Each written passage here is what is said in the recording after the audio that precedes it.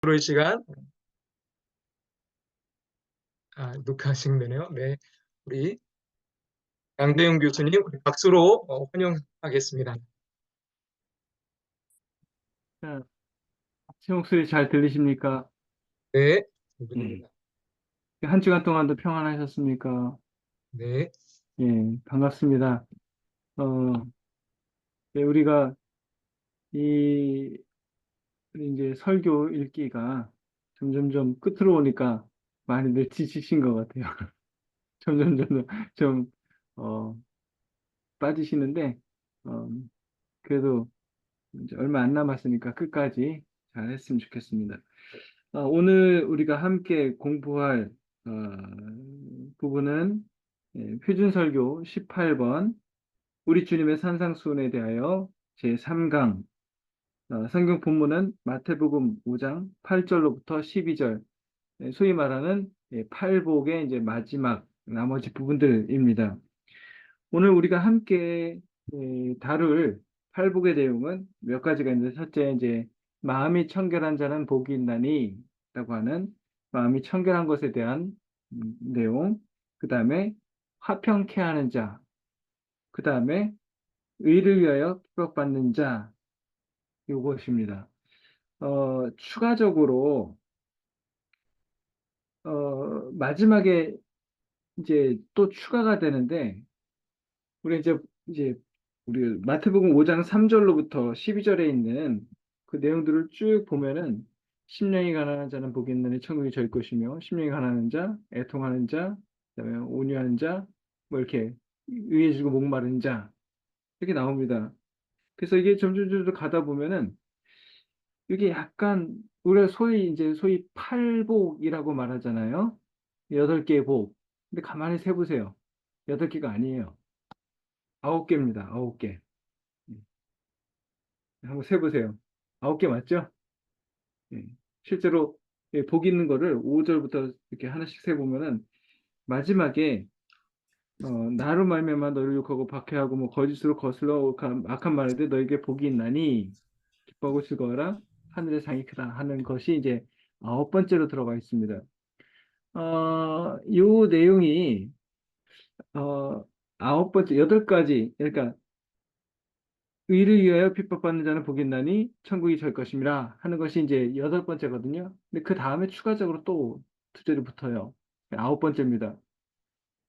그래서 이게 이제 팔복이냐 구복이냐를 얘기할 때 우리가 보통 이제 팔복까지 하면 그 앞에까지 자르는데 형식적으로 보면은 우리 뭐 심령이 가난한 자는 복이 있나니 의를 위한 자는 복이 있나니 이렇게 패턴으로 돼 있고 헬라어 원문 성경에 보면 마카리오이 해서 자, 복이 있나니 어쩌고저쩌고, 복이 있다니 어쩌고저쩌고. 그래서 이게 앞에가 이렇게 두음으로 돼 있어요. 앞에 부분이.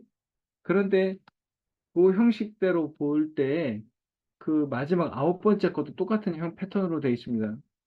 그런데 이제 내용을 보면은 이제 여덟 개까지냐 아홉 개까지냐 했을 때 사실 제가 개인적으로 봤을 때는 여덟 개까지가 맞는 것 같아요. 왜냐하면은 아홉 번째, 그, 여덟 번째 복이 의를 위하여 핍박받는 자는 복이 있나니 천국이 될 것임이라 했을 때 1번부터 8번까지 패턴을 쭉 놓고 보면은 1번하고 8번이 서로 맞물려 있어요. 똑같아요. 심령이 가난한 자는 복이 있나니 천국이 저일 것임이라. 그리고 여덟 번째도 의를 위하여 핍박받는 자는 복이 있나니 천국이 저일 것임이라. 이게 그 다음 거는요. 예를 들어서 뭐 마음이 청결한 자는 복이 있나니 그들이 하나님을 볼 것이며 엄밀하게 이제 정확히 표현하면 앞으로 보게 될 것이다. They will see입니다. 미래형으로 되어 있어요. 이런 식으로 다 중간에 있는 것은 미래식으로 되어 있는데 첫 번째 것과 마지막 번째 것은 다 현재형입니다. 쉽게 말하면 10년이 가난한 자는 복이 있나니 천국이 지금 너네의 것이다. 지금 너네 것이다. 이렇게 돼 있고 마지막 것도 의를 위하여 핍박받는 자는 복이 있나니 천국이 지금 너희 것이다. 이렇게 돼 있어요. 그러니까 1번과 8번이 시제도 똑같고요. 복도 똑같아요. 천국이 저희 것이다. 천국이 저희 것이다. 그래서 1번과 8번이 앞뒤로 딱 막아주고 있고 그 가운데 2, 3, 4, 5, 6, 7이 미래 형태로 돼 있어요. 그래서 1번과 8번에서 딱 형태로 봤을 때 딱 잘라지는 게 맞다라는 거로 보이고요. 물론 아홉 번째 것도 헬라어로 보면 마카리오이라고 시작해요. 복이 있나니 이렇게 시작하는데 어, 패턴이 다른 것이 1번부터 8번까지는 요게 시적인 표현으로 돼 있어요. 그러니까 우리나라는 복이 있어라 어쩌고저쩌고 한 자들이여 이런 식으로 돼 있어요. 그런데 아홉 번째 복은 보면은 어, 서술식으로 돼 있어요. 서술식. 마치 그 시가 아니라 그냥 글 쓰듯이. 예, 그렇기도 하고 그래서 약간 그 글 쓰는 라이팅 스타일이 조금 다릅니다. 또 하나는 아홉 번째 것이 내용을 보면은 여덟 번째 거하고 겹쳐요. 그래서 내용을 보면 팔복이 의를 위하여 핍박받는 자는 복이 있나니 이 박해받는 것에 대한 얘기를 하는데 아홉 번째 것도 보면은 나 때문에 너희를 욕하고 박해하고 거짓으로 거슬러 모든 악한 말을 할 때 너희에게 복이 있나니 이렇게 나와요. 그러니까 내용은 사실 가만히 보면은 그냥 박해받는 내용이에요. 어, 자, 그래서 이거를 어떻게 보냐면은 이 저 같은 경우는 이 여덟 번째 복까지는 예수님이 하신 말씀이고 아홉 번째 복은 마태가 자기 공동체에게 자기 교회에게 이거를 써주면서 나름대로 자기 교회의 지금 현재 상황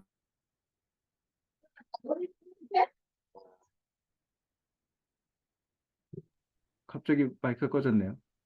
어디서부터 안 들리셨어요? 최 목사님 어디서부터 안 들리셨습니까? 아니 무슨 갑자기요. 뭐를 하고 말씀하셔야 돼요. 어디까지 들으셨어요? 제 이, 제 이원미 선교사 반가운 얼굴입니다. 갑자기요. 어디서부터 한 얼마 정도에서 끊으셨어요? 어디까지 들으셨어요?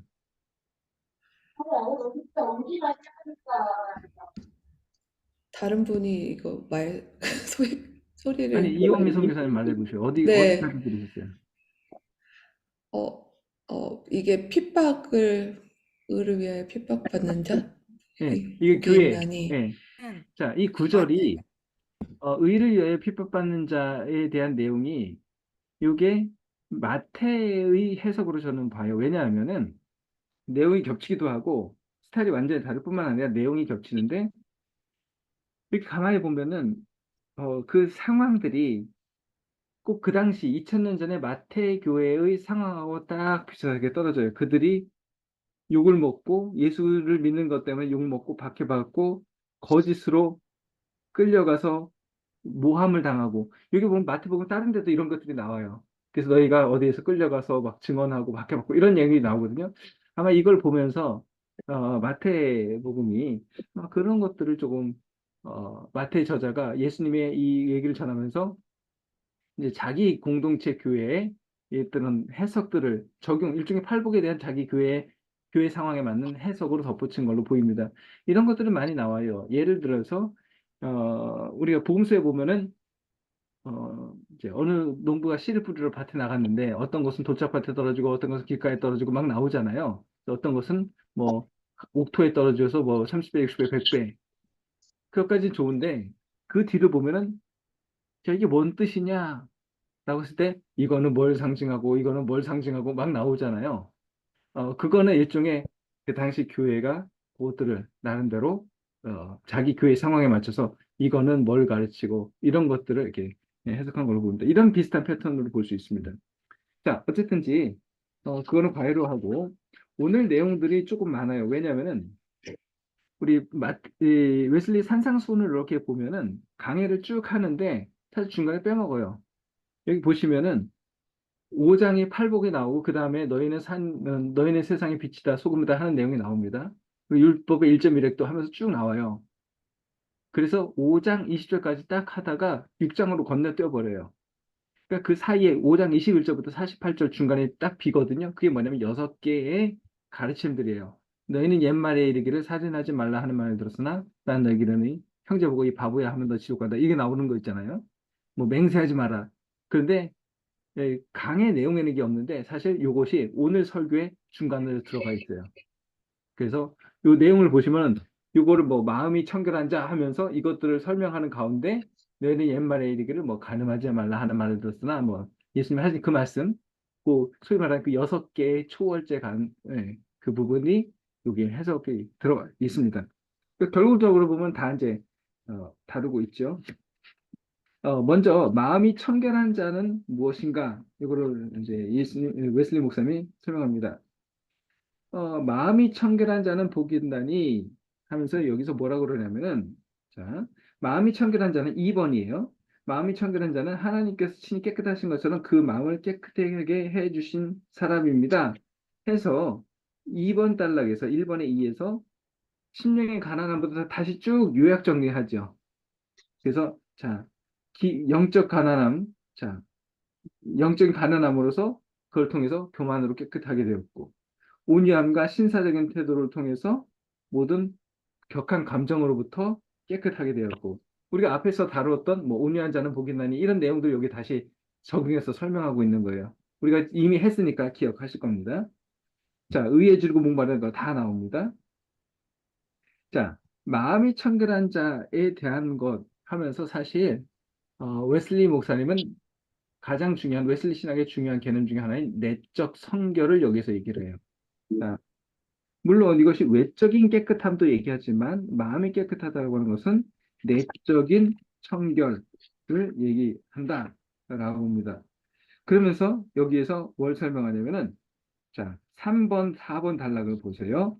그러면은 5장 17절에 나오는 옛말에 이르기를 가늠하지 말라 하는 말을 들었으나 나는 너에게 이르노니 하면서 이렇게 쭉 나오는 거죠. 그거를 여기에서 이제 설명을 하는 겁니다. 그래서 어떤 그 이제 그 부분 네. 내 눈이 너를 범죄케 하면 너의 오른 눈을 빼라 뭐 이런 얘기도 쭉 나옵니다. 그래서 그거를 설명하는 건데 그러니까 약간 얘기가 약간 곁으로 새가요. 일단 웨슬리를 그냥 따라가면서 한번 살펴보겠습니다. 그러면서 갑자기 이제 웨슬리 목사님이 이제 네 눈이 너를 식축해 하면은 너의 오른 눈이 식축해 하면 너의 오른 눈을 빼로. 그러면서 그 말씀들을 설명합니다. 근데 그걸 어떻게 해석을 하냐면은 그러니까 내 오른손이 너를 범죄케 하거든 너 오른손 잘라버려라. 내 오른눈이 너를 범죄케 하거든 눈을 빼라. 이게 실제로 빼고 잘라내라는 게 아니라 이걸 하나의 상징으로 이제 이해를 하죠. 그 말은 뭐냐? 만약에 네가 어떤 사람하고 친구를 하고 있는데 그 사람 때문에 네가 자꾸 죄를 짓는다? 그럼 그 사람하고 결별해라 라는 거죠. 그런 식으로 하는 겁니다.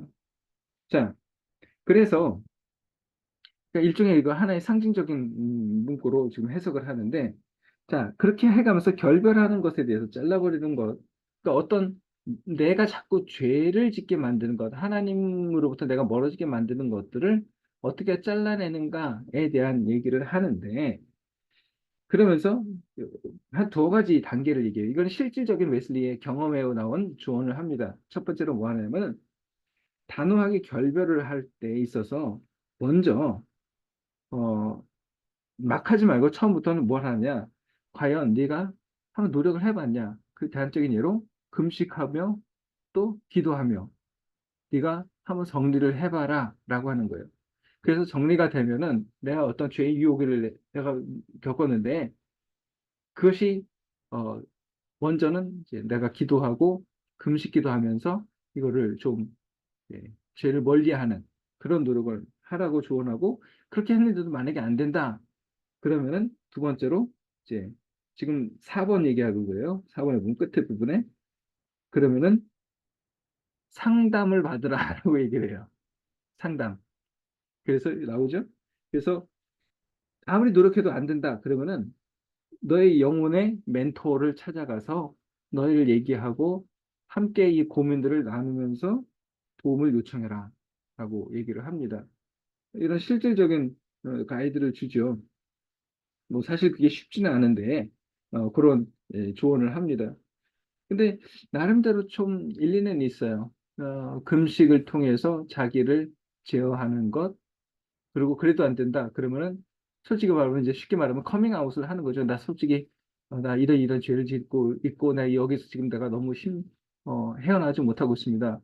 그래서 어떤 영적인 자기 멘토에게 이런 고민들을 함께 나누고 사실 이것이 뭐 쉽지는 않지만 왜냐면 뭐 부끄럽기도 하고 자기 치부를 드러내는 거기 때문에 하지만 웨슬리는 그것들이 어떤 도움이 되는 것 이거는 뭐 각기 목회 현장에 계신 목사님들이 케이스마다 다 다를 것 같아요. 이거는 목사님들께서 각자 알아서 좀 판단하시는 것이 좋겠다라는 생각이 들고, 어쨌든 이러한 스스로 절제하는, 컨트롤하는 이제 제안을 합니다. 그러면서 또 이 청결에 대한 것, 그러니까 이 웨슬리 목사님이 사실 이 청결을 약간 삐딱한 방향으로 끌고 가요. 뭘 얘기하냐면 이 옛말에 이르기를 이제 가늠하지 말라 하는 말을 들었으나 이런 걸 좀 얘기하면서 이 마음이 청결한 것에 대한 복을 어떤 성적인 것의 순결 이런 걸로도 연결하죠. 어, 한편으로는 이제 뭐 make sense 합니다. 뭐 틀린 말은 아니죠. 어, 그러면서 여기에 보면은 옛말의 얘기를 가늠하지 말라 뭐 이런 얘기도 나오고 뭐 이혼에 대한 얘기도 나오죠. 일전에도 한번 제가 이것을 설명을 드렸는데 어, 웨슬리 신학에서도 그러고 산상수훈 안에서의 예수님의 가르침도 그러고 웨슬리 목사님이 이걸 잘 봤는데 내적인 성결, 웨슬리안의 말을 하면 의도의 순수성, 내적인 성결이 참 중요하죠. 그런 면에서 어떤 부부 사이의 어떤 관계들 이런 것들을 이제 이혼이라든지 이런 것들 간음이라든지 문제를 이제 제시를 합니다. 웨슬리 목사님이 딱 본 것은 뭐냐면 거기서 정확하게 내적인 부분들을 본 거예요. 제가 일전에도 지난번에 한번 말씀드렸듯이 어, 그 저 뒤에 마태복음 뒤에 가면은 이제 유대 지도자들이 예수님을 찾아와 가지고 예수님 이혼할까요 말까요 물어보잖아요. 그 얘기 한번 한 적이 있었죠. 예. 그래서 그 사람들이 예수님이 이혼하면 안 돼. 가늠한 영구 외에는 이혼하면 안 돼. 그러니까 이제 그 사람이 이제 옳다구나고 또 유대인들이 이제 얘기를 하죠. 모세는 이혼장 써주고 하라고 그랬는데요. 그러니까 예수님이 대답을 하시죠. 야, 그거는 너네가 마음이 완악해서 그런 거지 원래부터 그건 아니야. 라고 얘기를 하시거든요. 그러니까 그게 의미가 뭐냐면은 모세의법은 임시법이라는 거예요. 임시법. 어쩔 수 없이. 하지만 그 부분에서 예수님 말씀하시는 것이 잘 생각해봐라. 태초에 하나님이 아담과 하와를 지으시고 부부를 만드실 때 하나님이 태초에 아담과 하와를 만드시고 짝을 지으실 때 어떤 마음을 갖고 그들을 맺어주셨는지 그 취지를 보라는 거예요. 자, 그래서 그 취지에 따르면은 서로 사랑을 하고 서로 존중하는 그런 관계를 얘기했는데 간음이라는 것이 왜 문제가 되느냐? 일종의 배신이잖아요. 그러니까 그 결혼 관계가 이미 깨져버린 거죠. 그래서 그런 간음한 연고 외에는 이혼하면 안 된다. 그런데 유대인들은 결혼을 그런 순수한 어떤 한 사람 대 한 사람, 한 사람, 이 두 사람 사이의 어떤 친밀한 관계로 보는 게 아니라 한쪽 편이 다른 한쪽 편을 자기 어떤 욕망을, 쾌락을 추구하고 그런 욕망을 해소하는 그런 도구로 본다라는 거죠. 그러니까, 어, 그 의도가 사실 하나님 앞에서 깨끗하지 못한 거죠. 그러니까 저 사람을 볼 때, 상대방을 볼 때 어떻게 하느냐, 어, 그거 보면은 이런 말이죠. 누구든지 여인을 보고 음욕을 품는 자마다 이미 간음하였다라고 하잖아요. 그런데 요거는 번역이 조금 적절치 못하고요. 그 헬라 원래 번역으로 그대로 직역을 하면 어떻게 번역이 되냐면 여인을 보고 음욕을 품는다라고 하는 것은 뭐냐면은 이렇게 봤는데 예쁘네? 음욕이 생기네? 이게 아니에요. 헬라 원어는 그 뜻이 아니라 정확히 다시 번역하면 음욕을 품을 속셈을 가지고 여인을 보는 자 이거예요. 그러니까 이미 어떻게 봤는데 예쁘네 하고서 마음이 생기는 게 아니라 이미 마음속에 작정을 한 거예요. 어떻게 해봐야지. 그래서 보는 자. 이렇게 원문은 그겁니다. 즉 뭐냐면은 어, 그 마음 속에 어떠한 생각을 품고 있느냐가 중요하다라는 거예요. 그러니까 이런 어, 남편과 아내의 관계에 있어서도 상대방을 어떻게 바라보느냐라는 것이 중요하다라는 거예요. 그러니까 결혼이라는 것은 남자와 여자가 만나는 게 아니라 한 사람과 다른 한 사람이 만나는 거거든요. 그런데 간음이라는 것이 어떤 의미냐면 상대방을 하나의 인격적인 존재로 대하는 것이 아니라 나의 욕망을 해소하는 하나의 도구로, 그러니까 인간을 인간으로 대하는 게 아니라 나의 욕망을 해소하는, 추구하는 수단으로 본다는 거죠. 그것이 바로 그 문제의 핵심이 있는 거예요. 그렇기 때문에 부부 사이에서도 간음이 있습니까, 없습니까? 있게 되는 거예요. 왜? 어떻게 할 때? 부부 사이에 무슨 간음이에요? 아니요. 돼요. 상대방을 어떤, 아무리 부부라도 나의 어떤 성적 욕망을 해소하기 위한 어떤 상대방을 수단화할 때, 이걸 꼭 성적인 부분을 떠나서, 내가 저 남편하고 사는데 저 남편이 내가 진짜 없으면은 내가 먹고 살기 힘드니까 내가 진짜 얄미워워 죽겠지만 내가 참고 산다, 뭐 이런 거 있잖아요. 응? 저 인간 죽으면은 그래도 월급은 갖다 주는데, 응? 당장 남편하고 이혼하면 나 먹고 살 길 없으니까, 아휴, 어떡하겠어. 그냥 꼴보기 싫어도 내가 참고 살아야지. 왜? 남편이 그래도 월급 갖다 주니까. 이것도 간음이라는 거예요. 왜? 남편을 사랑하는 게 아니라 나의 물주로 보는 거잖아요. 내가 먹고 살기 위한 돈 나오는 구멍. 이런 걸로 보는 거잖아요. 그게 무슨 사랑이냐, 이게.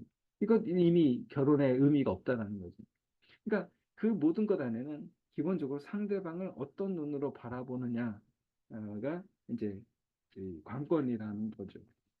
자, 여기서 말하는 게 어떤 그런 내적인 문제 이런 거를 다룹니다.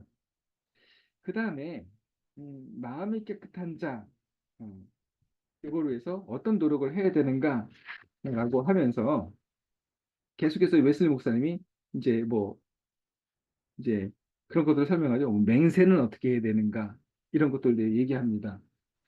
어, 그 9권 달라. 거짓 맹세를 하지 말고 네가 죽기 맹세한 것은 지키라 했던 말을 들었으나 나는 너에게 말하노니 예스면 예스를 노면 노. 그것만 얘기하고 그에보다 더한 것은 악에서 난다 라고 하는 예수님의 말씀, 거기에 대해서 이제 쭉 설명을 하죠. 그러니까 이제 여기서 이제 예수님 목사님 그 얘기하죠. 그러면은 맹세하지 말아야 되나?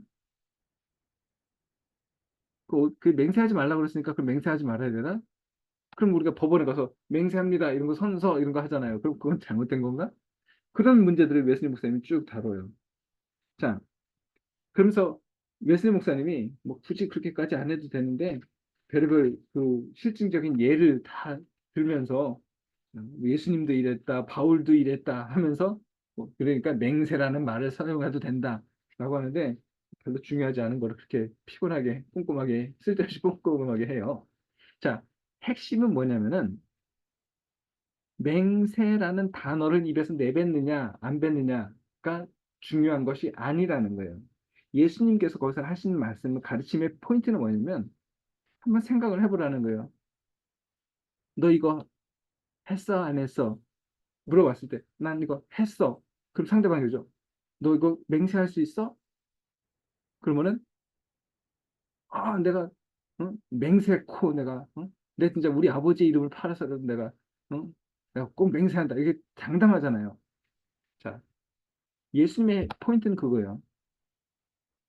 그냥 예스면 예스라고 말하고 아니면 아니라고 말하지 뭐 하러 무슨 뭐 맹세까지 하냐 마냐 얘기하냐 이거예요. 왜? 도둑이 재발견되는 거 아니냐는 거죠. 네가 뭔가 속이 깨림직한 것이 있으니까 자꾸 내가 맹세할게 강조하는 것 아니냐? 굳이 그럴 것 없다라는 거예요. 즉 도리어 오버하지 말라는 거죠. 즉 내가 진짜 우리 아버지 이름을 걸어.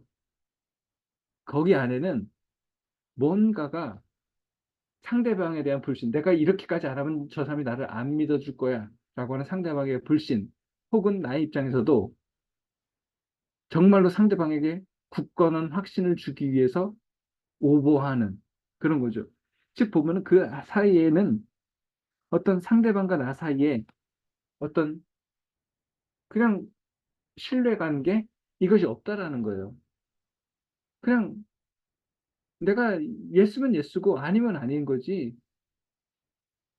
근데 자꾸 뭐 맹세하냐 마냐 뭐 이런 얘기를 한다는 거 뭐냐면 이미 신뢰 관계가 깨졌다라는 거예요. 맹세를 한번 세 번씩이나 말해야지 그제서야 한번 믿어줄까? 이게 벌써 틀린 거예요. 하지만 우리가 정말로 굳은 신뢰 관계에 있는 사람은 굳이 맹세건 뭐건 얘기할 거 없어요. 그냥 그렇다 그러면 그런 줄 아는 거죠. 자, 그래서 예수님도 그런 말을 했죠. 이에서 더한 것은 악에서 난다. 뭐냐면 자꾸 그 마음 속에 뭔가를 자꾸 끼어들게 하지 말라는 거예요. 그냥 기면 기고 아니면 아닌 거지. 즉, 그 안에 어떤 의도의 순수성, 이런 것이 결여되었다라는 겁니다. 자, 이런 식으로 웨슬리 목사님은 마음의 깨끗함, 의도의 순수성을 이제 얘기를 합니다. 그런데 일단 웨슬리 목사님이 이렇게까지 해서 뭐 음욕의 문제, 의도의 순수성 이런 식으로 마음이 깨끗함을 설명을 해요. 자, 웨슬리 목사님이 이런 식으로 해석을 하는 건요. 고대 기독교인들이 이것을 해석하는 방식하고 좀 비슷합니다. 어, 예를 들면은 그 바울과 테클라 행전이라고 하는 외경이 있어요. 이거 지금으로부터 한 1700년? 2세기, 3세기, 이 3세기 정도의 문서예요. 외경인데 바울 행전이라고 있어요. 바울과 테클라 행전에 그 부분 여기 재미난 얘기가 있어요. 네, 그 부분 읽어드릴게요. 바울이 오네시보로의 집에 들어갔을 때 큰 기쁨이 있었다. 이거 그러니까 이게 전설 따라 삼천이에요. 근데 여기 이게 나와요. 자, 그래서 이제 바울이 오네시보로의 집에 가가지고 말씀을 전하면서 뭐라고 해내면 바울의 설교입니다. 여러분, 마음이 깨끗한 자는 복이 있나니 저희가 하나님을 볼 것이다. 라고 말씀하셨습니다. 예수님 말씀을 인용해요, 요거를. 그러면서 뭐라 그러냐면 계속해서 뭘 얘기하냐면 자신의 육신을 순결하게 지키는 자는 복이 있나니 저희가 하나님의 성전이 될 것이다. 금욕하는 자는 복이 있나니 하나님이 저에게 말씀하실 것이다. 이 세상을 부정하는 자는 복이 있나니 그들이 하나님의 기쁨이 될 것이다.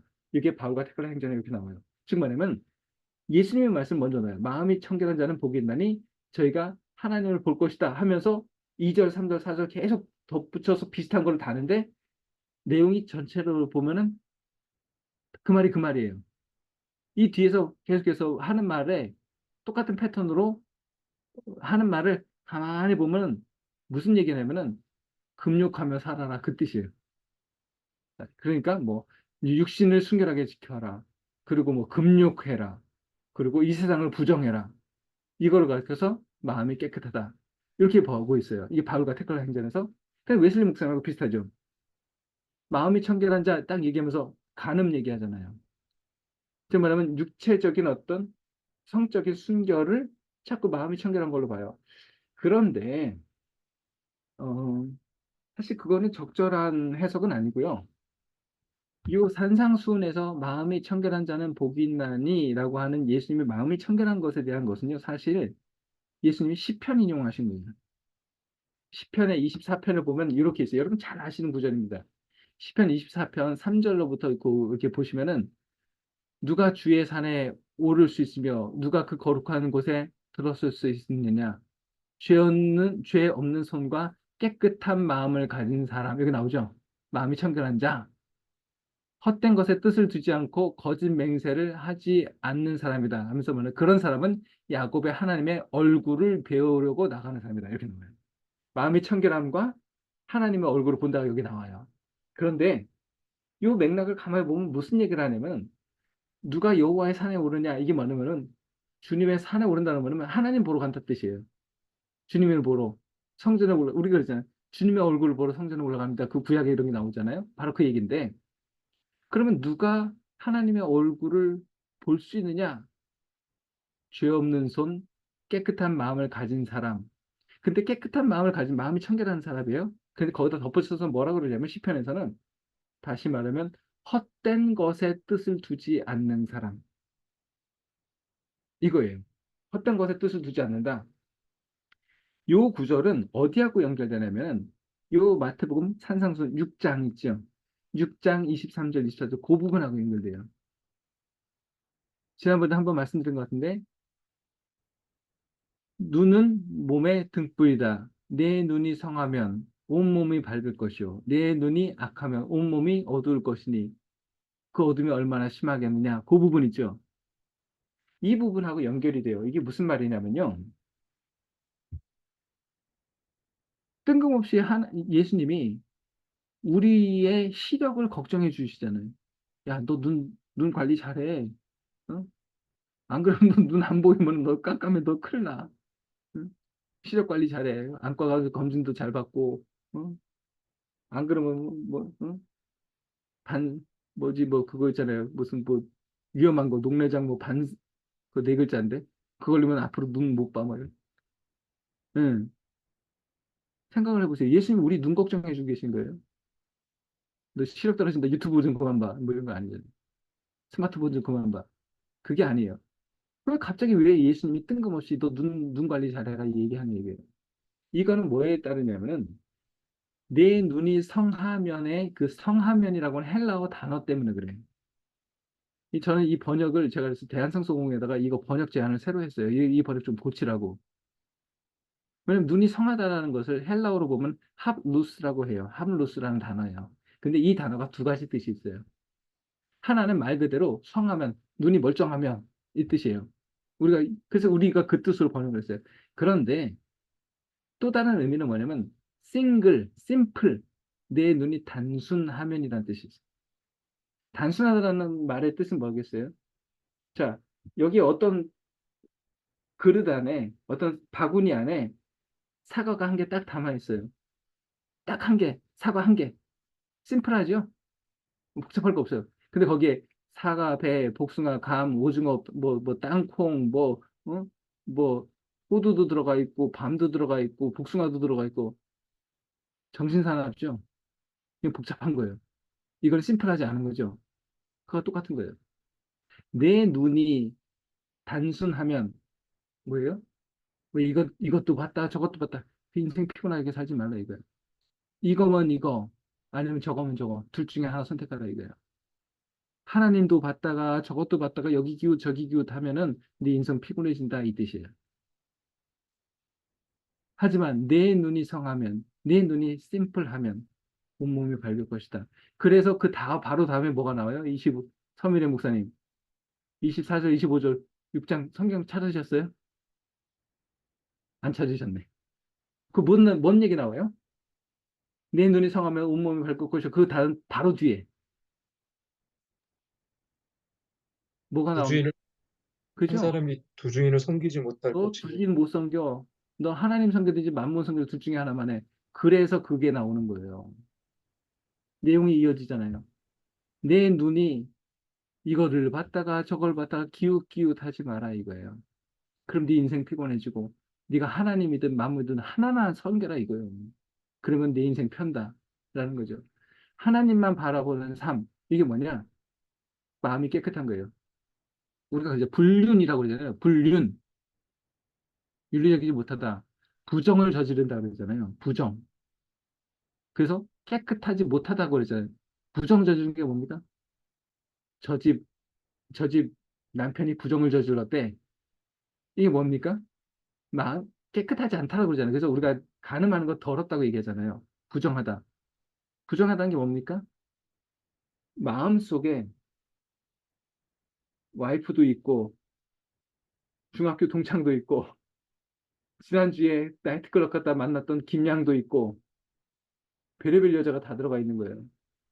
한 방에 우리 마음 방 안에 이 사람도 있고 저 여자도 있고 이것도 있고 저것도 있고 이게 심플 하블루스하지 않은 거예요. 이거는 깨끗한 겁니까? 깨끗하지 않은 겁니까? 마음이 깨끗하지 않은 거예요. 마음이 깨끗하다고 한다는 건 뭐냐? 바로 요거예요. 하나님만을 바라보는 눈을 갖는 사람 이거예요. 마음이 청결한 자는 복이 있나니 즉 여호와의 산에 누가 오를 수 있느냐? 마음과 손이 깨끗한 사람. 딴 것에 뜻을 두지 않는다. 이것도 봤다, 저것도 봤다.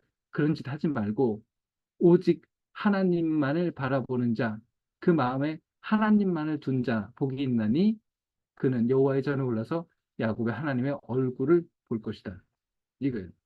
그러니까 마음이 청결한 자는 복이 있다는 것은 뭐냐면 우리의 삶이, 우리의 눈이 평소에 누구를 향해 있는가 이걸 보라는 거예요.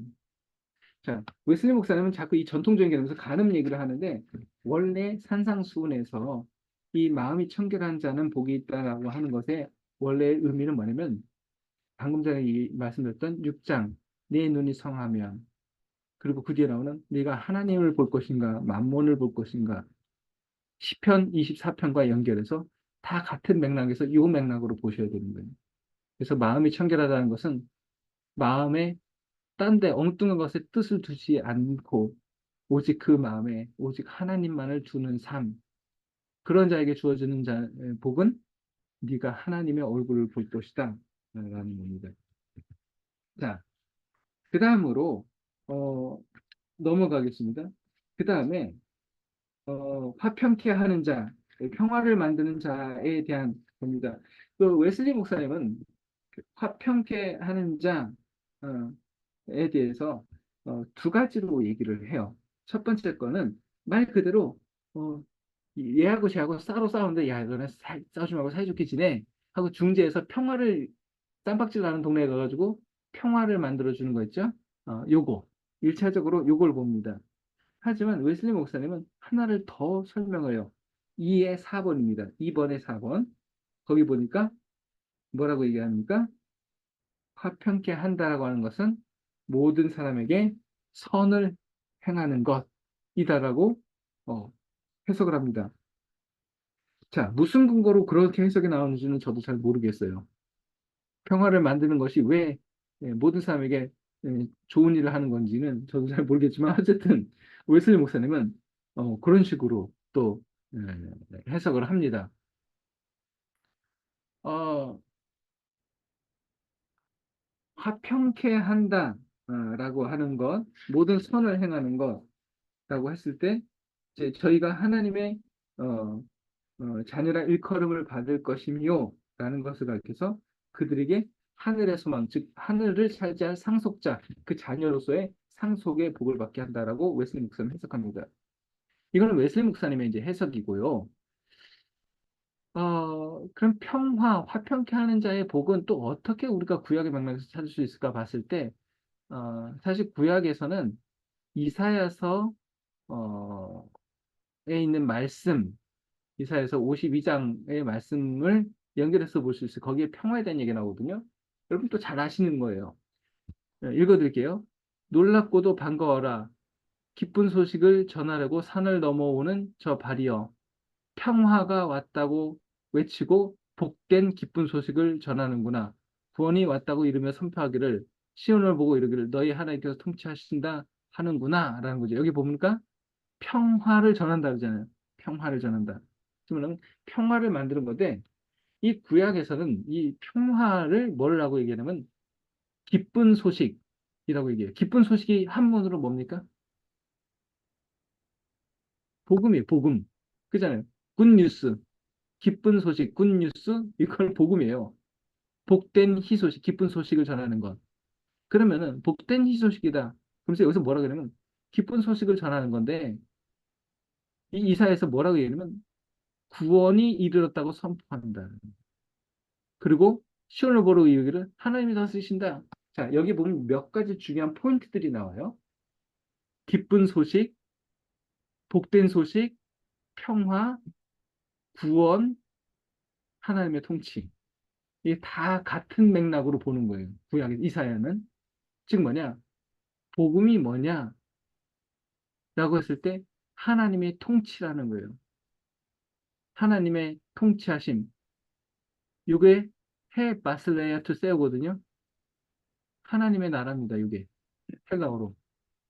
그러니까 뭐냐면 복음은 복음을 뭐냐? 복음이라는 게 뭐냐? 하나님이 다스리신다라는 것을 선포하는 건데 그거를 가르쳐서 이사는 뭐라 하냐? 그것이 바로 구원이다라는 거예요. 그것이 구원이 온 것이다. 그러면 구원이 왔을 때의 모습은 뭐냐? 평화라는 거예요. 샬롬. 여기서 단지 샬롬은 여러분 아시죠? 샬롬의 개념이 자 너랑 나랑 싸우지 말자 이게 아니잖아요. 샬롬의 개념은 넓어요. 그래서 사랑하는 자여 내 몸이 잘 된 거지 내 영혼이 잘 된 것 같이 이렇게 나오죠. 뭔가 한 거요. 모든 것이 everything is good. 그죠? 모든 부분에 있어서. 자, 몸도 건강하고, 자, 돈도 많고, 뭐, 가정도 평안해. 그런데 내 몸이 아파요. 그럼 평가 아니에요. 나는 건강하고, 이 가정에서도 집안하고, 아내하고, 남편하고 사이도 좋고, 다 좋은데, 맨날 먹고 살 게 없어요. 그래서 스트레스 받아요. 어떡하지? 쌀 떨어졌는데? 이건 평화가 아니에요. 평화라고 하는 진정한 샬롬 뭐냐면, 모든 면에 있어서 아무 근심 걱정이 없는 삶. 요거예요. 그런데 거기서도 사랑하는 자여 내 영혼이 잘된 같이 거기에는 물질적인 뿐만 아니라 우리 영혼의 평화까지도 포함하는 거예요. 이게 샬롬입니다. 그리고 이것을 가리켜서 하나님의 나라라고 불러요. 하나님의 통치. 자, 그래서 그 모습이 바로 뭐냐? 샬롬, 즉 평화라는 겁니다. 그래서 화평케 하는 자는 복이 있나니라는 개념을 우리가 산상수에서 해석을 할 때는 예수님이 야, 너랑 나랑 싸우지 말고 사이좋게 지내 돌아다니면서 얘네들 뭐 화해시키는 중재하는 역할을 해. 이걸 시킨 거냐? 그걸 하기보다는 더 나아가서 더 높은 차원에서 아직 이 땅에 임하지 아니한 하나님의 나라, 즉 샬롬을 이루어가는 일을 네가 해라라는 거예요.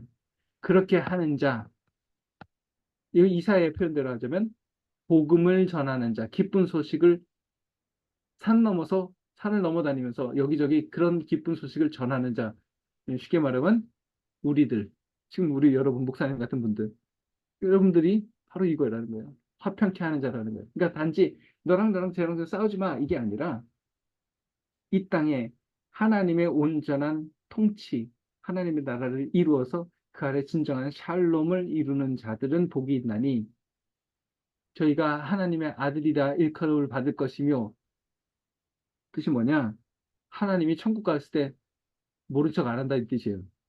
난 모르겠는데가 아니라 우리 아들 일로 와 한다라는 거야. 너는 내 아들이니까 나도 넌 내 아들이니까 일로 와 하고 하늘나라를 상속해 준다라는 거죠. 이게 화평케 하는 자의 복입니다. 그러니까 웨슬리 목사님처럼 단순하게 뭐 사이좋게 화해시킨다 혹은 선을 행한다 라는 것보다는 조금 더 또 다른 차원에서 사실 예수님이 이 말씀을 하신 겁니다. 다음으로 의를 위하여 핍박받는 자는 복이 있나요? 이거 아주 재밌어요. 의를 위하여 핍박받는 자는 복이 있나니 천국이 저희 것입니다. 아, 이거 마지막인데 자, 의라는 것이 뭔가라고 했을 때 우리가 여태까지 많이 배웠죠? 성경에서 말하는 의와 웨슬리 목사님이 해석하는 의는 조금 다릅니다. 우리가 7번 설교 이미 배웠어요. 7번 설교 하나님 나라로 가는 길 그 설교 있잖아요. 그러면서 웨슬리 목사님이 하나님 나라는 먹고 마시는 것에 있지 않고 의와 희락과 화평, 평화 있다. 이렇게 얘기하잖아요. 그리고 플러스 하나 더 사랑. 그런데 기억나세요? 의가 뭐라고요? 하나님 나라는 의와 희락할 때 의는 웨슬리 목사님이 설명했잖아요. 우리 다 배웠습니다. 생각 안 나면 무조건 두 개 하면 돼요. 뭐죠? 네. 하나님 사랑 이웃 사랑. 뻔해요. 잘 모르겠는데 헷갈리면 그냥 하나님 사랑 이웃 사랑 하면은 웬만하면 다 통해요. 네. 7번 설교에서 웨슬리 목사님이 의를 하나님 사랑 이웃 사랑으로 얘기합니다. 근데 그건 웨슬리 목사님 생각이고요. 지난번에 한번 제가 말씀드렸듯이 마태복음에서의 의의 개념은 조금 달라요. 네, 지난번에 한번 설명을 드렸죠. 유독 다른 데 말고요. 이제 뭐 로마서 이런 데 말고 복음서 중에서 누가나 마가나 요한에는 그렇지 않은데 마태복음에서 자꾸 의라는 단어를 자꾸 써요. 디카이오스나를. 그런데 그 맥락을 가만히 보면은 뭐냐면은 이게 이렇게 하면은 나한테 손해는 할 것 같은데 그런데 그래도 하나님이 나에게 명령하신 거야.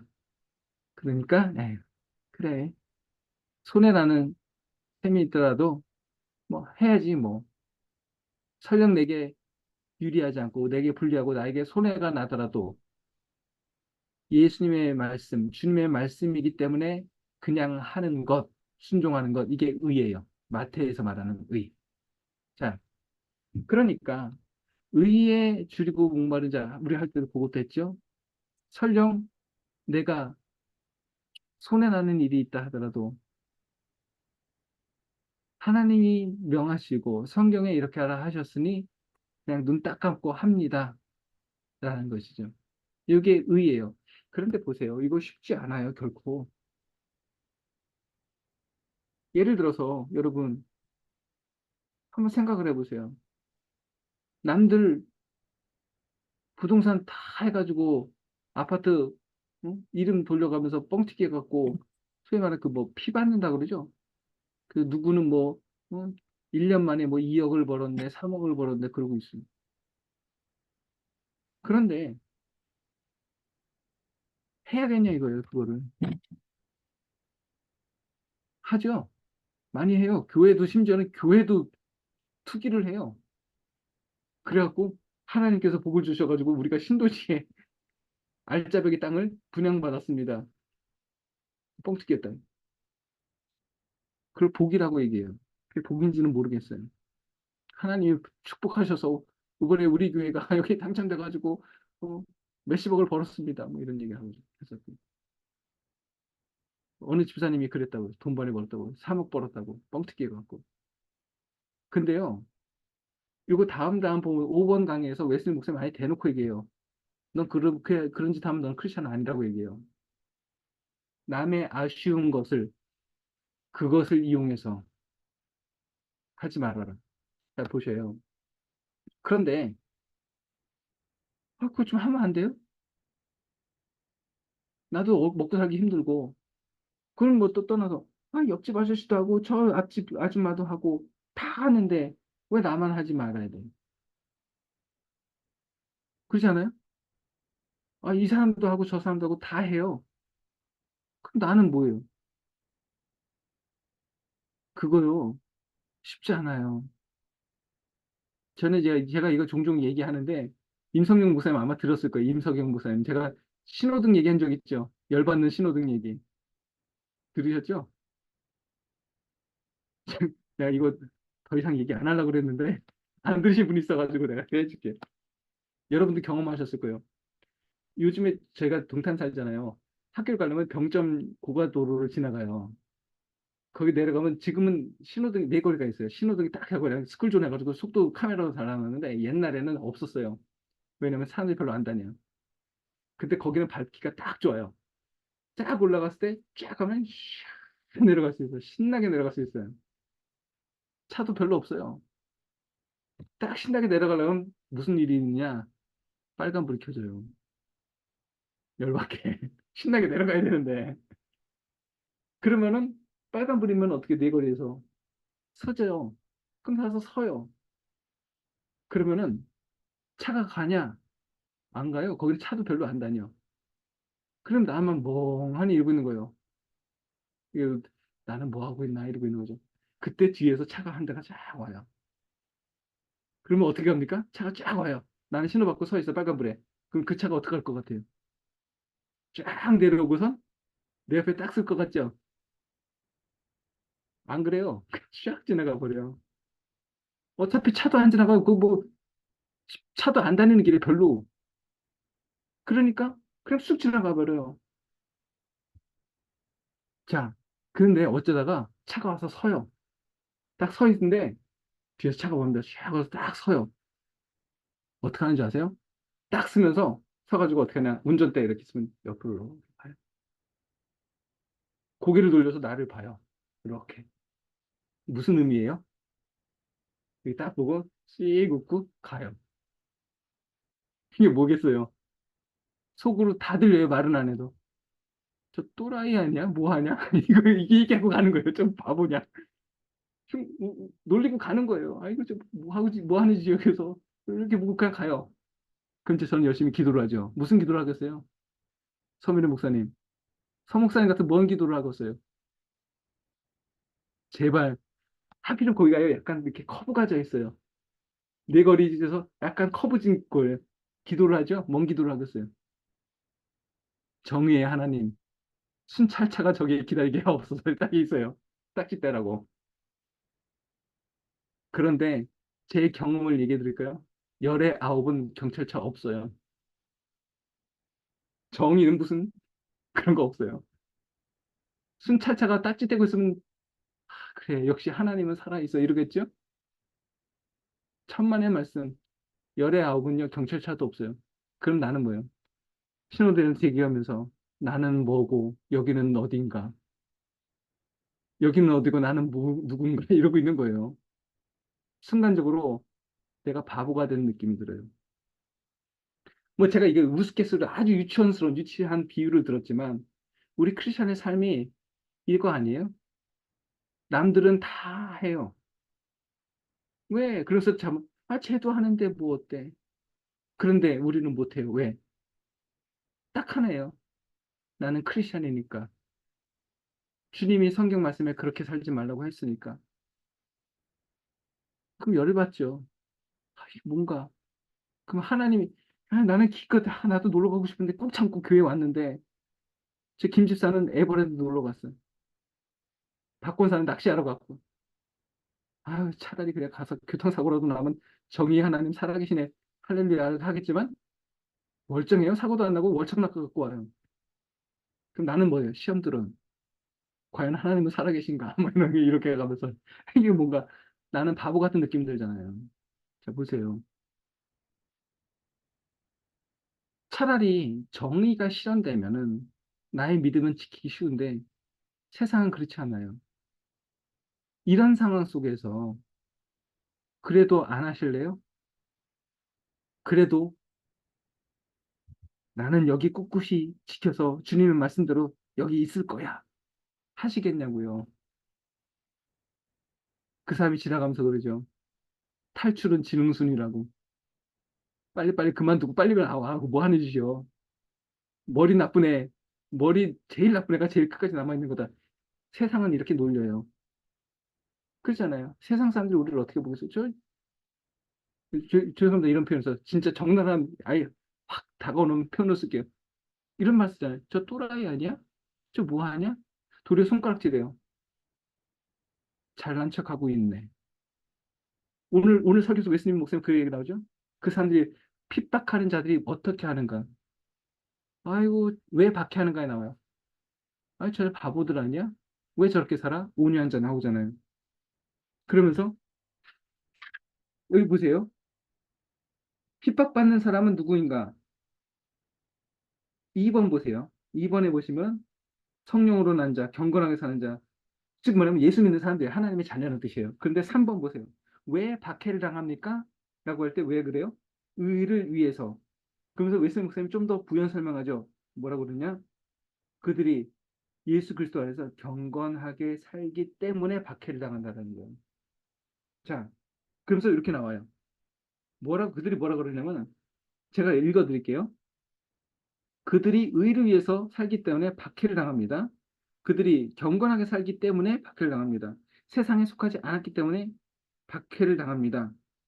자, 만약에 우리가 대충 살았다면 그래 나도 너네들처럼 대충 맞춰 세상 사람 그냥 얼추 그냥 분위기 맞춰가면 살게 했으면 걔네들이 우리 노터치 했을 거라는 거예요.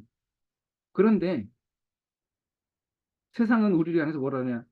야, 저 비겁한 애들 아니야? 아이고 저거 뭐에 써먹어? 아무짝에도 쓸모없는 영혼. 응? 저래 갖고 이 세상 살을 수 있겠어? 이 세상 살기에 쟤네들 낙오자들이야. 저래 갖고 이 세상 어떻게 살라고 그래?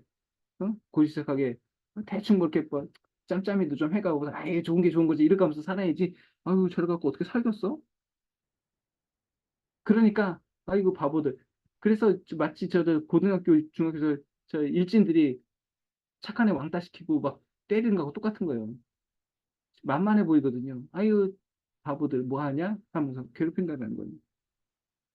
그리고 쟤네는 너무 답답해 속 터져 죽겠어. 왜 저렇게 살아? 무디고 우물하고 우리는 식당에 놀고 있는데 쟤네 분위기 깨고 있네. 뭐 하는 거야? 뭐 주여 하고서 새벽마다 교회 가서 징징 짜고 울고 재수없게 이런다라는 거야. 왜 저렇게 살아? 쟤네하고 같이 있으면 나까지 열받고 나도 스트레스 받아. 내 기분도 다 망쳐. 난 쟤네랑 같이 있으면은 나 흥 다 깨져. 쟤네는 분위기 망치는 빌런들이야. 이러는 거예요. 그래서 박해를 한다라는 거예요. 즉 쉽게 말하면 뭐냐면 자기들처럼 옆에서 같이 짝짝꿍 안 해줘서 그게 기쁜다라는 거예요. 그리고 왜 박해를 하느냐?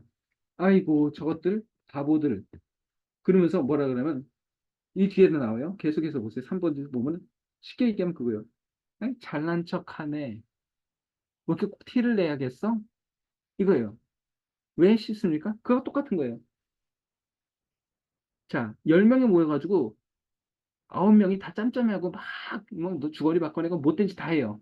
근데 딱 한 애가, 범생이가 하나 있어가지고, 고지식하게 그냥 법대로 하고 있는 거예요. 그럼 미워하죠? 왜 미워하느냐? 같이 분위기 좀 맞춰가면서 해야 되는데, 쟤만 안 한단 말이에요. 그러니까 뭐예요? 자기가 잘못하는 것들이 드러나는 거예요. 죄책감이, 쟤 때문에 내가 죄책감이 생기잖아요. 10명인데 10명이 모두 다 나쁜 짓 하고 있어 보세요. 그럼 나도 죄책감이 없어져요. 그런데 다, 다 나쁜 짓 하는데 딱 한 애가 안 하고 있어요. 법대로 제대로 살아요. 그러니까 내가 어떤 느낌이냐면 자기가 잘못한 범죄자라는 것을 찔리잖아요. 그러니까 못 살게 군다는 거예요. 쉽게 말하면 너 때문에 내가 마음이 괴로워. 네 때문에 내가 죄책감을 느끼잖아. 마치 내가 나쁜 놈처럼 보이잖아. 실제로 나쁜 놈이지만 나쁜 놈이라는 게 티가 나잖아. 그러니까 네가 좀 사라져 줘야겠어. 그래서 박해한다는 거예요. 자, 그러면은 웨슬리 목사님 또 꼼꼼하게 돼요. 그럼 박해하는 사람 누구인가? 쉽게 말하면 예수 안 믿는 사람이에요. 하나님 없이 막 사는 사람들. 그런 사람들이 하나님 말씀대로 사는 사람들을 박해하고 못 살게 군다라는 거예요. 여기서 박해라는 것은 뭐 옛날에 뭐 스테반처럼 돌 때려 죽이고 뭐 베드로 목 잘라 죽이고 막 그랬지만 요즘은 그럼 큰일 나요. 그죠? 종교 차별이에요. 그럼 요즘에 박해가 없어요? 박해해요. 박해하는 방법 가지가지죠? 예를 들어 쉬운 예를 들어서 왕따 시킨다. 뒤에서 수근수근 놀린다. 아유, 아유, 애기 엄마 뭐 해서 아유, 철수 엄마, 음, 저 영희 엄마하고 놀지 마. 뭐 이런 거잖아요. 아, 피곤해 저 인간. 뒷말하고 돌아다니고. 그래가지고 슬금슬금 피하고. 그리고 좋은 정보 있으면 자기네들끼리 싹 공유하고 나한테 안 알려주고 뭐 이런 거 있잖아요. 이게 골탕 먹이는 짓. 자, 뭐 이것도 박해입니다. 자, 그런데 의를 위하여 박해받는 자, 즉 말하면 하나님의 말씀대로 고지식하게 사는 사람이 이런 어려움을 겪는다. 자, 그럴 때 우리는 시험 들어요. 그죠? 뭔가, 아유, 그래. 빨리 끝나서 인과응보, 그래. 결국 너네는 감옥이나 가라. 그리고 나는 뭐 표창장 받아야지. 이러면 얼마나 좋겠어요. 근데 현실 세계에서는 안 그렇단 말이에요. 쉽지가 않아요. 내가 착하게 사는 것도 잘 안 나고. 그러면 우리는 시험에 듭니다. 그리고서 과연 하나님은 살아계신가? 그죠? 단박에 나오는 질문이 그거예요. 하나님이 살아계신가? 하나님이 살아계시면 어떻게 이런 상태가 계속되지? 정의는 과연 있는가? 하나님은 정의의 하나님인가? 시험에 들어요. 우리의 믿음이 흔들려요. 이거는 우리가 겪는 문제예요. 목사는 그런 거 안 겪나요? 다 겪어요. 나는 주님의 말씀대로 산다고 했는데 왜 교회는 부흥되고 맨날 요모양요꼴이고 부흥도 안 되고 저 강 건너 산 건너 저기 어디 큰 게 어느 목사님은 맨날 어? 인터넷에서 부목사 시켜가지고 설교 다운받아가지고 표절해가지고 설교한다는데 그 교회는 바글바글 구름대처럼 모여들고 나는 진짜 금식기도 해가면서 열심히 공부하고 금식기도 해가면서 설교했는데 맨날 할머니 10명만 앉아있고 부흥도 안 되고 아 그럼 나는 뭐야 시험 들지 않겠어요? 우리의 버전이에요. 우리 버전.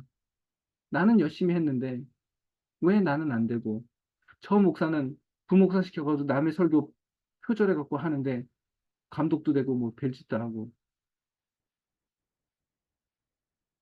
그걸 이걸 해요. 교인들이 바본가? 아, 왜 저런 교회가? 근데 그 교회는 그럼 우리 교회로 오냐? 또 안 와요. 그러니 하나님한테 이제 무릎 꿇고 새벽마다 우는 거죠. 하나님, 도대체 뭐가 뭡니까? 뭐가 문제입니까? 내가 왜 이럴까요? 나는 진짜 이렇게 살았는데 왜 이럴까요? 시험 들어요, 목사도. 그잖아요. 자, 웨슬리 목사님이 여기에서 어떤 얘기를 하는지 들어봅시다. 5번이에요. 하나님이, 자, 그들이 어떻게 박해를 하는가 보라는 거예요. 그런데 흥미로운 것은 뭐라고 했냐? 하나님이 허락하시는 만큼만 박해한다는 거예요. 그리고 여기 보세요. 5번입니다. 5번 달라. 박해하는 자들이 만물을 지혜로 통치하시는 분께서 보시기에 하나님의 영광을 잘 드러내는 바로 그러한 방식과 그 정도만큼만 하나님의 자녀들이 또 은혜 안에서 가장 잘 성장하도록 하는 그런 방식과 그 정도만큼만 그분의 나라를 확장하기 위해 가장 적절한 방식과 그 정도만큼만 박해합니다. 이게 뭐냐면 협력하여 선을 이룬다 이 뜻이에요. 그들이 비록 박해를 하지만 결국 그것이 하나님의 영광을 드러내는 것이 된다라는 겁니다. 즉 여기서 웨슬리 목사님이 그러잖아요. 만물을 지혜로 통치하시는 분께서 보시기에, 즉 뭐냐면 하나님이 누구신가를 보라는 거예요. 내가 비록 어려움을 당하고 내가 시험에 들지만 눈을 들어 하나님을 볼 때 그분은 하늘에 계신 전능하신 분이라는 거예요. 모든 것들을 다스리시는 분. 하나님이 바보냐 이거예요. 그렇지 않다라는 거죠. 하나님, 네가 보기에 하나님 답답하고 속 터져 죽겠고 하나님은 졸고 계신가? 이런 생각 들지 모르지만 그건 네 생각이고 하나님이 졸고 있는 줄 아냐? 아니라는 거예요. 하나님 모를 줄 아냐? 다 알고 계신다. 다만 그분의 계획과 뜻대로 그 시간을 지금 하나님이 보고 계시다라는 거예요. 그래서 6번 맨 마지막에 그러죠. 이런 모든 상황들조차도 각 사람에게 가장 필요한 것으로 알아서 베푸시는 하나님의 지혜로운 계획 안에 그것들이 다 있습니다. 우리가 시험 당할 때 마음에 이런 근심과 시험이 올 때 우리가 잊지 말아야 될 것, 모든 것이 하나님의 섭리 가운데 있다라는 것. 비록 이게 언제 끝날지, 도대체 왜 이렇게 되는지, 왜 이렇게 일이 벌어지는지 우리는 알지 못해요. 하지만 우리는 알 수 있는 것 딱 하나. 하나님은 어떠한 분이신지, 하나님의 선하심과 그분의 신실하심, 하나님의 전능하심을 우리가 흔들리지 않고 믿는다면 우리는 그 시험을 이겨낼 수 있다는 거예요. 그래서 어려움이 닥칠 때 이런 모든 상황에서 제일 중요한 게 뭔지 아세요? 믿음이에요. 믿음. 믿음이 뭡니까? 예수 믿으면 천국 간다. 이게 믿음이 아니라 여기서 말하는 믿음 뭐냐? 하나님의 전능하심과 그분이 나를 사랑하신다는 것, 그리고 그분의 신실하심, 나에게 항상 가장 좋은 것을 주시는 분이라고 하는 그분의 선하심에 대한 선하심과 신실하심에 대한 나의 신뢰, 이것이 믿음이에요. 비록 나는 이해하지 못하지만 그분의 선하심을 내가 인정한다면, 그리고 그분의 신실하심을 내가 고백한다면, 그게 나의 믿음이라면 우리는 그걸 이겨낼 수 있어요. 내가 살아봤자 80년 살고 90년 말아야 90년 살지만 내가 어떻게 그걸 다 이해하겠어요. 하지만 하나님의 큰 뜻 안에서 하나님이 이 우주 모든 만물의 이 역사의 수레바퀴를 하나님은 돌리고 계시는 분이라고 하는, 그리고 그분은 선하신 분, 우리 주기도문에서 하늘에 계신, 이 땅에 있는 게 아니라 하늘에 계신, 그리고 우리의 아버지라는, 그거가 굉장히 큰 힘이 돼요. 우리가 어려움을 당했을 때. 자, 그래서 마지막으로 웨슬리 목사님이 그럼 박해를 받을 때 어떻게 행동해야 되느냐? 어려움이 닥칠 때, 자, 첫째 뭐냐? 일부러 박해를 받으려고 찾아다니지 말라 이거예요. 자, 이게 뭐냐면, 박해 받을 어려움이 나가는데 일부러 어려움을 찾아다니, 굳이 그럴 거 없다라는 거예요. 두 번째, 그럼 도망다니까? 또 그럴 것도 없다. 즉 뭐냐? 박해가 오면은 오는 대로, 어려움이 닥치면 어려운 대로 있고, 없어지면은 뭐 없어진 대로 그냥 있고, 그러니까 굳이 뭐 찾으려고 하지 말고 또 굳이 피해서 도망가려고 하지도 말고 그냥 오면 오고 말면 말고 그냥 그대로 받아들이라는 거예요. 그리고 뭘 얘기하냐? 그런 어려움을 올 때 11번 세 번째로 얘기하죠. 기뻐하라. 기뻐하라. 왜? 내가 살아있다는 증거예요. 내가 하나님의 자녀라는 것을 증명해주는 증거입니다. 그런 어려움이 없다면 우리가 다 겪잖아요. 우리가 하나님의 뜻대로 산다고 할 때 쉽게 간다면 그거 가짜예요, 가짜. 예수를 믿으면 어려움이 안 올 수가 없잖아요. 그죠? 예수 믿으면 손해 안 볼 수가 없어요. 그건 손해 안 보는 건 그건 거짓, 가짜로 믿은 거예요. 그거는 참된 그리스도인이 아니에요. 헛 믿은 거예요, 헛 믿은 거. 진짜 믿는 사람이라면 참 믿음은 반드시 세상과 거스르게 돼 있기 때문에 반드시 세상에서 손해나는 삶을 살게 돼 있어요. 자, 그렇기 때문에 내가 만약에 내 삶이 아무 문제 없고 뭐 모든 것들이 다 해피해. 그렇다면 조심해야 돼요. 내가 정말로 하나님의 자녀답게 살고 있나? 한번 체크해 봐야 된다는 거야. 하지만 내게 어려움이 닥친다. 그것이 바로 내가 말씀대로 잘 살고 있구나. 라는 것을 증명해 주는 것이 된다라는 거예요. 그리고 흥미로운 것은 웨슬리 목사님이 이렇게 마지막으로 제안하는 것이 그거예요. 그런 어려움이 닥칠 때 겸손과 온유와 사랑과 선행을 쉬지 마라. 이게 뭐냐면은 참 좋은 조언인데 내게 어려움이 있어요. 그러면은 우리는 보통 뭐라 그러면 야 내가 그거 어떻게 그거 해. 지금 내 코가 석자인데 지금 내 학가림 하기도 힘든데 무슨 남을 도와주고 무슨 선을 행해. 지금 내가 힘들어 죽겠는데 이게 보통이죠. 그런데 웨슬리 목사님은 이렇게 제안해요. 그런 어려움이 있을수록 더 열심히 선을 행하라. 왜냐하면은 그 앞에도 나오듯이요. 은총의 수단, 우리가 안 했지만 은총의 수단들이 있어요. 하나님의 은혜를 받는 우리의 통로가 다양합니다. 오늘도 나와요. 어디 나오냐면 이미 제가 넘어갔는데 그 앞에 부분에 보시면은 그 1번에 8번이죠. 저 앞에 1번에 8번. 거기 보면은 특별한 방식으로 우리가 하나님을 보는 방법 나올 때 거기 뭐라 하면 회중 예배, 조용한 개인기도, 말씀 묵상, 복음을 전하는 전도 생활, 그다음에 성만찬 이거 몇 가지 얘기를 해요. 여기 나옵니다. 1에 8번에. 그런데 이게 하나님의 은혜를 경험할 수 있는 좋은 통로, 방법이 된다라는 건데 그 중에 하나로 뭘 얘기하냐면 웨슬리 목사님은요. 선행을 얘기해요. 자, 비유를 하나 드릴게요. 여러분 자전거 타실 줄 아시죠? 자전거 탈 줄 아시잖아요. 자전거를 처음 타고 나면 이게 으쌰으쌰하고 발을 저어요. 그럼 자전거가 잘 나가죠. 막 저요. 그럼 힘들죠. 가만히 있어 보세요. 어떻게 돼요? 처음엔 쭉 가요. 그다음 가만히 있으면 자빠져요. 뭐 이렇게 어렵게 생각하죠. 그잖아요. 섭니다. 안 가요. 그럼 자빠져요. 그러면은 자전거가 안 자빠지게 하려면 어떻게 하면 돼요? 어렵지 않죠? 저 항상 쉽게 해요. 이게 저으면 돼요. 저으면 돼요. 보세요.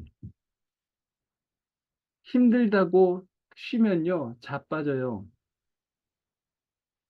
힘들수록 안 자빠지려면 더 열심히 발을 저어야 돼요.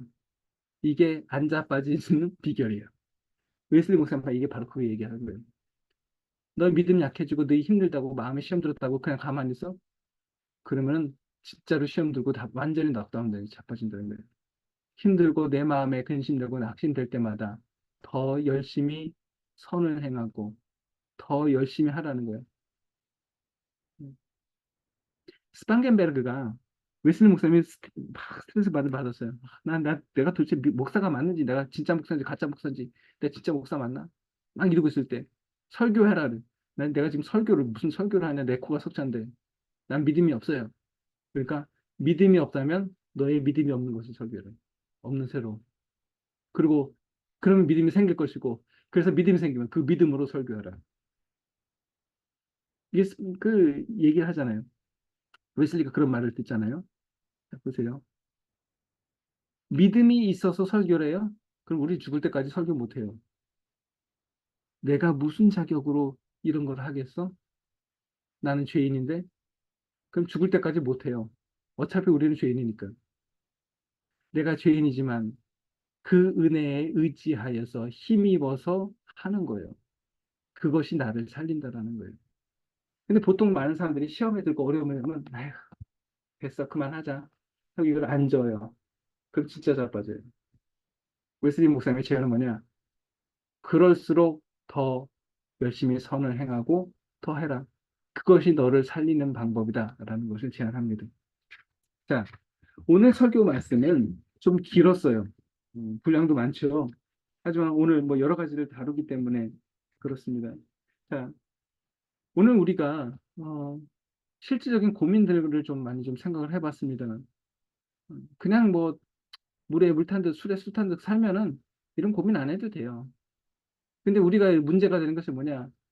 진짜 하나님의 자녀답게 말씀대로 살려니까 인생 피곤해지는 거거든요. 그렇다고 그만둘 거냐? 그러면 안 되잖아요. 자, 오늘 아마 뭐 평신도는 평신도대로 또 목사님은 목사님 나름대로 각각의 다 상황이 다르니까 저는 저대로 또 여러분 목사님들은 여러분 목사님 목회 상황 속에서 다 고민이 되고 목사도 시험 들잖아요. 고민되고 믿음 흔들리고 하나님이 진짜 살아있나? 나 진짜 목사 맞나? 뭐 이런 생각도 들고 목회 때려칠까? 나 이거 안 될 것 같아. 내 적성도 안 맞고 난 맨날 성령 충만도 안 한 것 같은데 뭐 어떻게 얘기해? 뭐 이런 것도 다 고민이 되잖아요. 그걸 좀 기억했으면 좋겠어요. 저 자신도 그러지만 아마 우리 모두가 딴들은 다 잘하고 있는 것 같은데 저 목사님, 이 목사님, 최 목사님, 김 목사님 다 잘하고 있는 것 같은데 나는 왜 이럴까? 그런 생각 들 수도 있을 거예요. 근데 여러분요, 사람 다 똑같아요. 그죠? 나만 이런 고민을 한다고 생각하지 마세요. 다른 목사님들도 다 고민하고요. 나만 죄 짓는 게 아니고 다 목사님도 다 똑같아. 사람 다 거기서 거기잖아요. 그렇기 때문에 어떻게 보면은 우리가 서로 의지하고 믿음의 격려를 서로 하면서 그래 물론 또 자빠지지만 그래 김 목사님 저렇게 또 하시는 거 보면서 그래, 나도 다시 힘내서 해야지. 어떻게 보면 이런 공동체 서로 지지해주고 응원해주는 목회자의 공동체가 사실 또 필요한 것 같아요. 교인들이 자기들끼리 하소연하고 뒤에 가서 목사 흉도 보다가 김지서 바꿔서 욕하다가 또 그러다가 또 사이좋게 지내기도 하다가 또 정안 되면 또 목사님 찾아서 막 김지사 흉도 보고 그러지만 목사가 김집사 흉보로 다닐 수는 없잖아요. 장로님 붙들고 아유 저 집사님 때문에 미치겠어요. 새로 들어온 새신들 평신도 보고 아유 우리 장로님 때문에 내가 미쳐버려 내가 목회를 때려치든지 해야지 이럴 수는 없잖아요. 그래서 저는 목사님들끼리 서로 이렇게 좀 서로 좀 응원하고 할 수 있는 그런 것도 좀 필요한 것 같아요. 목사도 똑같은 사람이고 똑같이 에너지를 받아야 되고 물론 하나님으로부터 받기도 하지만 아까 나왔잖아요. 영적 멘토 찾아가라고. 사실 그것도 굉장히 중요하거든요. 음, 그래서 그런 것들을 우리가 서로 좀 지지하는 그런 관계들을 좀 네트워크를 좀 만들었으면 좋겠습니다. 자, 오늘 설교 이렇게 살펴봤는데 혹시 오늘 설교 말씀 보시면서 혹시 궁금한 거 있으시면 서로 나눠볼까요? 마이크를 다 켜시고 나눴으면 좋겠습니다.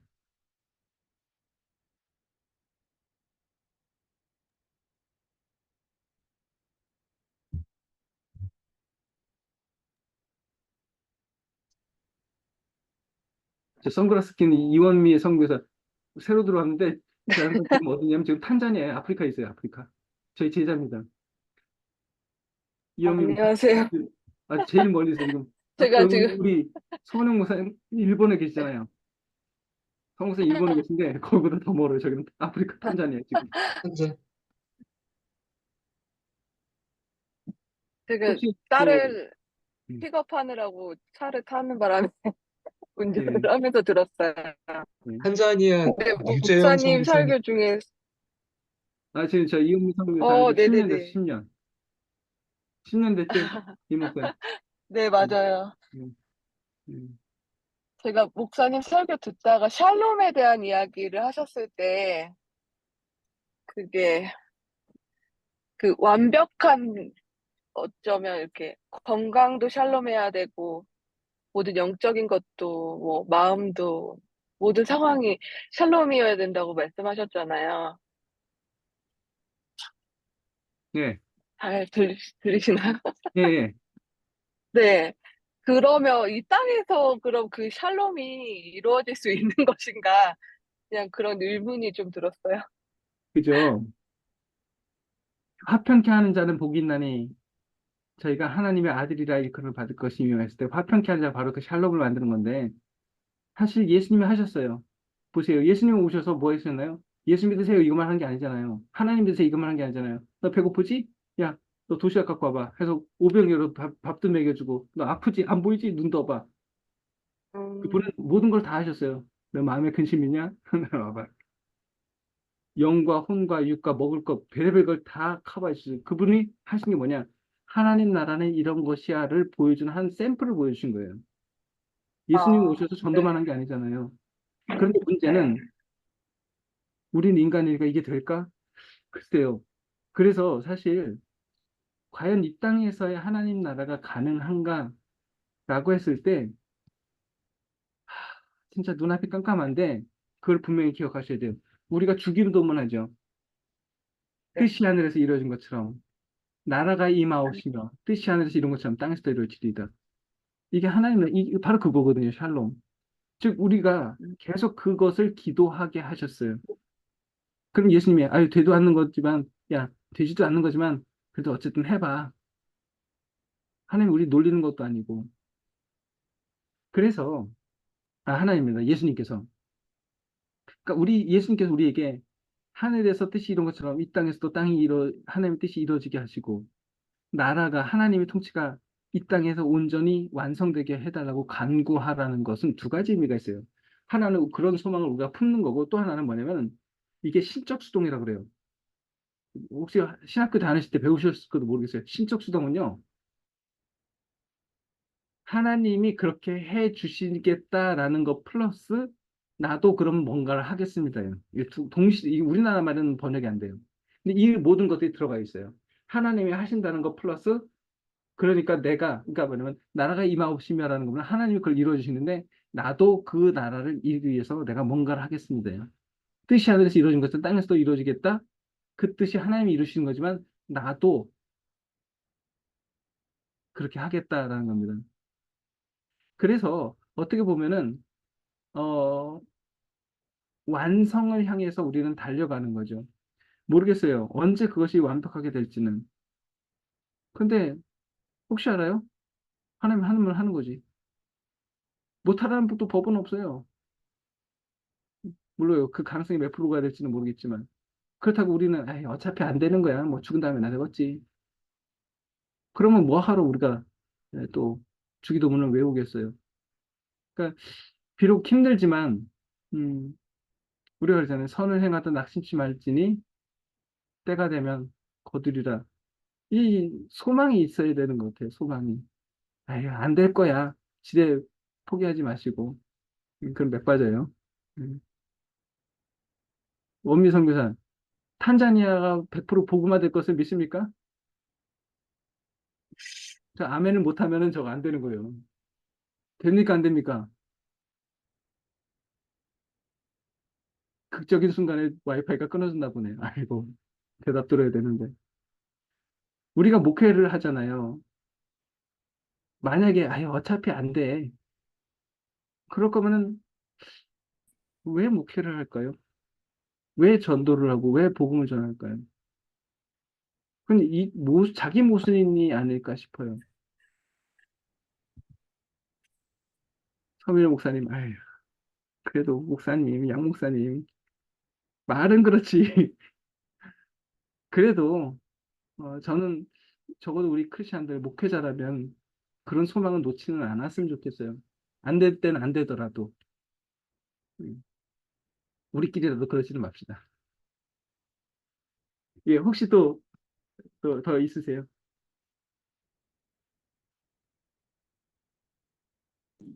없으십니까? 네, 최 목사님,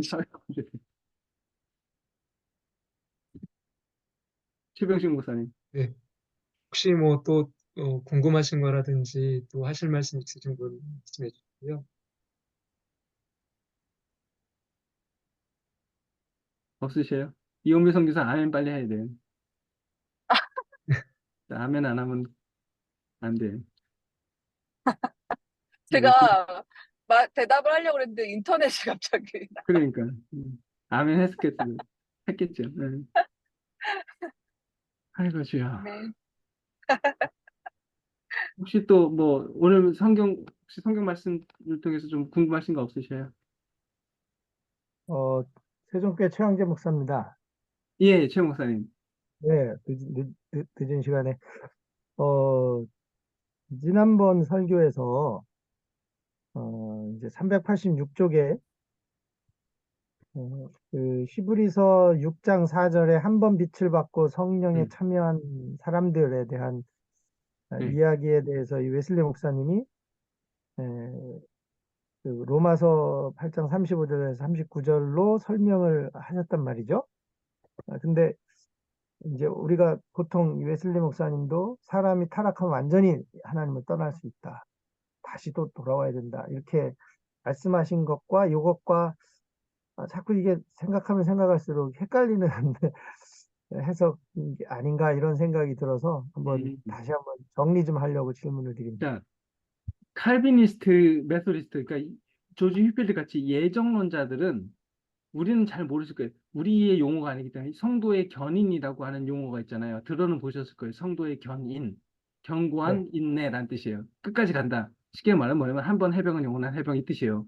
한 번 예수님이 한 번 너 점 찍었으면 너는 끝까지 뭐 죽이 되는 밥이든 어쨌든 천국 가. 이게 예정이에요. 그게 성도의 견인의 교리거든요. 우리는 성도의 견인의 교리를 반대해요. 아니 웨슬리 목사님 대놓고 반대해요. 이게 뭐냐? 너 장담하지 말라 이거예요. 네가 지금은 예수 믿고 천국 가겠지만 너 똑바로 정신 안 차리면 너 완전히 아웃될 수 있어. 그 히브리서 인용을 자꾸 해요. 그래서 어 칭의와 성화 칭의 그러니까 칭의와 신생은 몇 번 합니까? 이거를 일생에 무슨 세례 받듯이 한 번만 하는 게 아니에요. 칭의는요 예수를 믿어서 업다운 할 수는 있어요. 그거는 뭐 어쨌든 그 안에서 범주에서 있는 거예요. 그런데 문제는 여기서 왔다 갔다 하는 게 아니라 여기서 왔다 갔다 하다가 아예 뚝 나가버리는 수가 있어요. 보이시죠? 화면에서 그냥 여기서만 이렇게 가면 되는데 그래서 올라갔다 떨어갔다 시험도 들었다 뭐 촛불도 듣다가 산불 듣다가 왔다 갔다 하다가 이렇게 하다가 어떤 날 이렇게 나가버렸어. 제 손 안 보이시잖아요. 이렇게 하려면 어떻게 하면 되겠어요? 칼비니스트는 이걸 압니다. 야 그런 게 어딨냐? 손에 해봤자 이 안에서만 왔다 갔다 하는 거야 어쨌든. 근데 우리는 아니 이렇게 된다 이거예요. 그러면 이렇게 하면 다시 칭의받고 회개하고 신생에서 들어와야 되는 거예요. 그렇기 때문에 일생에 한 번이 아니라 여러 번도 가능해요. 그리고 실제로 그렇잖아요. 저는 그런 사람들 많이 봤어요. 내가 왕년에 청년부 회장인데 지금은 안 해. 뭐 이런 거 있잖아요. 내가 군대 있을 때 내가 세례를 받아가지고 뭐 청년부 회장까지도 하고 그랬는데 지금은요 부처님 믿어요. 뭐 이런 거. 그렇기 때문에 한 번 예수 믿었다가도 나갈 수 있어요. 근데 자 이렇게 보세요. 제 손이 여기서 왔다 갔다 하다가 이렇게 나가버렸어요. 근데 이 모임 다 끝났다가 이렇게 나갔다 그럼 영원히 나가는 거예요. 하지만 끝나기 전에 다시 돌아오면 다시 사는 거예요. 그래서 이 게임 끝나기 전에 다시 돌아오면 돼요. 근데 어떤 사람들은 한 번 나가고 그다음부터 완전히 나가버려요. 그 히브리서 말씀대로 되는 거예요. 영원히 안 돌아오는 거. 그럼 지옥 가는 거죠. 뭐. 그것이 아직도 고민되세요, 최 목사님? 그 얘기하고서 이제 누가 그리스도의 사랑에서 하나님의 사랑에서 끊을 수 있겠느냐? 예.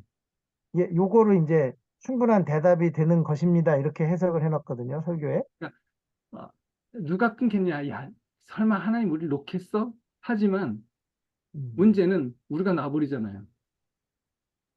음, 우리가 완전히. 그리고 거기 그 8단계 얘기하잖아요. 마지막 음, 단계는 뭐냐면 귀를 아예 막아버리는 거예요. 처음에는 잔소리 듣다가 나중에는 아예 그냥 대놓고 무시를 해버리죠. 그러면 아예 안 들려버리는 거죠.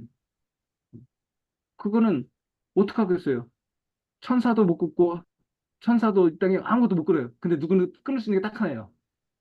내가 끊을 수 있어, 내가. 음, 그거는 뭐 천사도 못 끊는 걸 나는 끊을 수 있어요. 내가 하나님한테 안 가버리면 끊는 거예요. 마음을 완악하게 먹고 끝까지 버티면 안 되는 거죠. 음. 자, 혹시 또 더 있으십니까? 아, 그리고 그거 다음 주 아까 저 감리사님이 그거 말씀하셨는데 네네. 예, 어떻게 하실 거예요?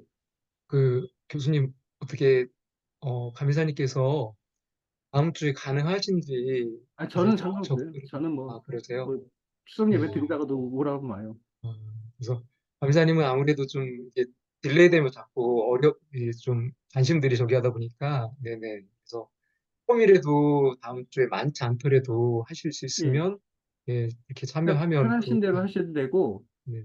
혹시 아니면 이제 한 주, 부담스러우시면 시간을 주일 저녁으로 좀 당기셔도 되고 상관은 없어요. 편하신 대로 하세요. 뭐 화요일 추석에 하셔도 되고 아니면 월요일에 하셔도 되고 주일 밤에 하셔도 되고 저한테만 알려만 주셔요.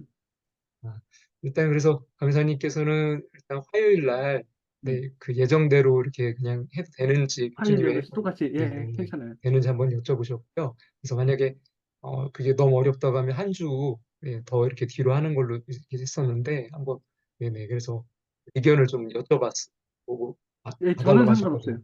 여러분 좋으실 대로 하시고. 그럼 교수님 그러면 뭐 아까 네, 그냥 하는 거예요. 예, 별적이 없으면 일단 한번 네, 강사님은 그냥 예, 없더라도 그냥 진행했으면 좋겠다고. 예, 아까 이제 신생하고 어, 그 거듭남이 이제 계속 이렇게 예. 떨어져 나갔다 하기 때문에 이제 그럼 성령론 쪽으로 봤을 때도 어떤 우리가 걸요? 이제 성령에 예, 대해서 이제 예. 성령 세례하고 성령 충만으로 좀 나누잖아요. 그러니까 성령 세례는 우리가 한 번 이제 예수님 믿을 때라고 보통 이렇게 하고 성령 그 충만을 성령을 계속 받는 받아야 거. 된다. 예, 그래서 어떻게 보는 게 또 그게 맞을지 좀, 성령을 받는 거는 사건이고요. 성령 네네. 충만은 상태죠. 상태. 네. 그죠? 이거 일찍이 보면 성령을 받는 거는 저 물동에다 물 퍼붓는 거고 충만은 물이 이만큼 차 있냐 저만큼 차 있냐 어느 정도 차 있는 상태냐 이거죠. 음, 음.